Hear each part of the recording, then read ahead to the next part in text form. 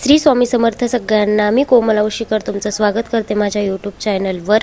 मी channel उघडून खूप दिवस झाले, पण मी व्हिडिओ जास्त काही टाकत नाही. माझे सबस्क्रायबरही झाले, पण मी व्हिडिओ टाकायचा कंटाळा करते. त्याला म्हटलं आज एक लॉंग व्हिडिओ टाकूया, तुमच्यासोबत शेअर करावं माझी लाईफस्टाईल, मी काय करते दिवसभर आणि काय नाही. आज छान ऊन पडलेलं होतं, मग घरातली सगळी कामं मी लवकर आवरून घेतली आणि ब्लॉगला सुरुवात केली. स्वयंपाकही माझा अर्धा झाला होता, भाजी वगैरे मी बनवायला टाकली होती, फक्त पोळ्या बाकी होत्या. आमच्या घरी ना गरम गरमच पोळ्या खाता, कुणी अशा थंड पोळ्या खात नाही. मग जे जेवायला येईल तेव्हा त्यांना पोळ्या करून द्याव्या लागतात. पीठ वगैरे तर मी मळून ठेवलं होतं आणि मुलगी परी शाळेमध्ये गेली होती म्हणून एवढ्या निवांत मी ब्लॉग बनवू शकले. घरात पहा किती राडा झालेला होता, तोही आवरायचा बाकी होता. बाहेरची कामे तर मी आवरून घेतली होती, पण घरातले बाकी होते.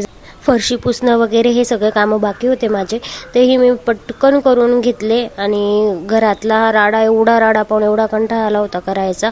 आणि घरामध्ये परीने असे इतकी घाण करून ठेवली ना, काय सांगू तुम्हाला, काय नाही. जिथे पाव तिथं तिने कलरिंग केलेली आहे.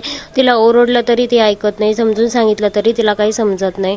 म्हटलं जाऊ द्या, तिला सांगणंच गुन्हा आहे. जे पाहिजे ते तिला करूनच दिलं पाहिजे.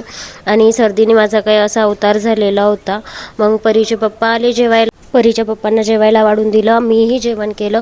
मस्त अशी बटाट्याची भाजी, पोळ्या, चटणी, लोणचं बनवलेलं होतं. ते गरम गरम जेवण केलं.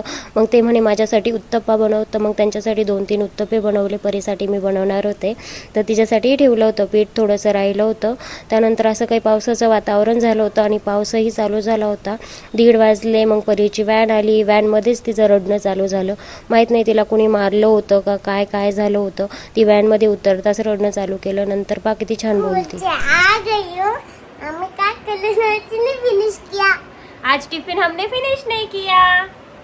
और क्या किया? कहाँ लग गई? दिखा. आज हमें चोट लग गई है ना? हाँ. गिर गई ना, सरकुंडी से गिरी ना? नाही, पलट गेली. कशाला पळत होती? मी नाना सिया के साथ पडले होती.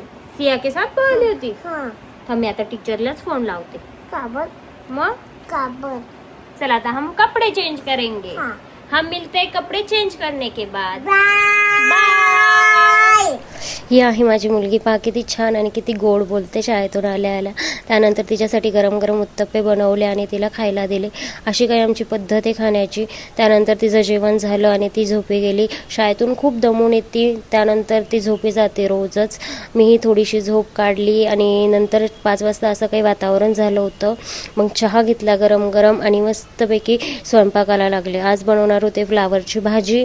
त्यानंतर परी झोपेतून उठली आणि तिचं काही असं मोबाईल पाहणं चालू होतं तिच्या पप्पांसोबत झोपून, आणि डान्स करणं चालू होतं. आणि संध्याकाळी मस्त असं फ्लावरची भाजी, पोळ्या, मस्त असं जेवण केलं. तुम्हाला जर माझा व्हिडिओ आवडला असेल तर नक्की लाईक करा, चॅनलला सबस्क्राईब करा. बाय बाय, भेटूया नेक्स्ट ब्लॉगमध्ये.